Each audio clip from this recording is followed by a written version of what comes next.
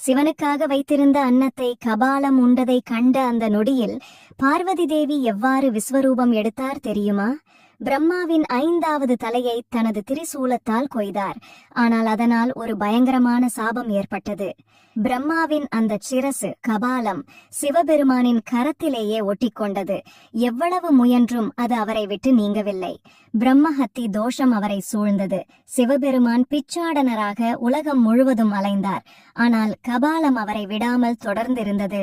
இதை கண்ட பார்வதி தேவி மனம் வருந்தினார்.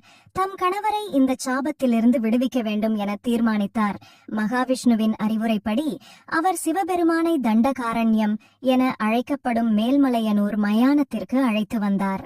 அங்கு மயானத்தின் நடுவில் தன் கருணையாலும் ஞானத்தாலும் நிறைந்த பார்வதி தேவி சுவையான அன்னத்தை சமைத்தார். பக்தியுடன் அதனை சிவபெருமானின் கையில் இருந்த கபாலத்திற்கு ஊட்டினார். கபாலம் அந்த அன்னத்தை உண்டு மகிழ்ந்தது. பின்னர் மீதமிருந்த உணவை சூறையை வேண்டுமென்றே தரையில் சிதறவிட்டார். தரையில் பரவியிருந்த அந்த அன்னத்தின் மணமும் ருசியும் கபாலத்தை ஈர்த்தது.